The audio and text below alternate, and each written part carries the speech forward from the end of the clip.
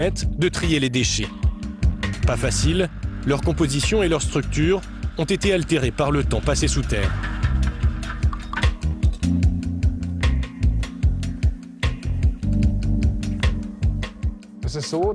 Dans les dépotoirs, les déchets sont soumis à de nombreuses influences. La poussière et l'eau altèrent la surface des déchets. Dans les déchetteries, l'environnement peut être très alcalin et acide. Cela a aussi des effets sur les matériaux.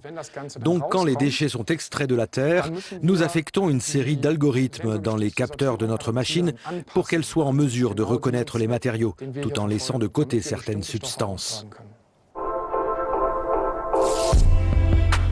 Une fois triés, les matériaux récupérés peuvent être recyclés grâce à un procédé chimique ultra sophistiqué. Ici, les chercheurs transforment les ordures en une poudre de verre qui, mélangée à du sable et à d'autres composants chimiques, peut servir à fabriquer des matériaux de construction tels que des briques, des tuiles ou des pavés.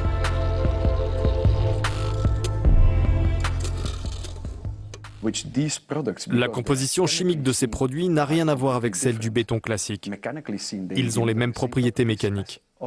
Mais sur le plan chimique, ils sont totalement différents. Ils sont par exemple beaucoup plus résistants aux attaques acides ou aux fortes températures. En Europe, quelques 500 000 décharges enfouies attendent d'être traitées. Pour l'économie et pour l'écologie, les chercheurs assurent que ce serait gagnant-gagnant. Une décharge, c'est comme une maison. Un bâtiment qui, tôt ou tard, commencera à se fissurer. Tôt ou tard, la pollution de l'eau et des terres aura lieu. En d'autres termes, toutes ces décharges auront besoin de ces mesures correctives.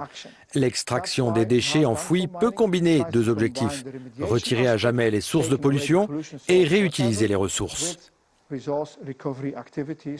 D'après les chercheurs, l'extraction des décharges peut devenir une réalité en Europe dans la prochaine décennie, à condition que de nouvelles réglementations soient rapidement mises en place.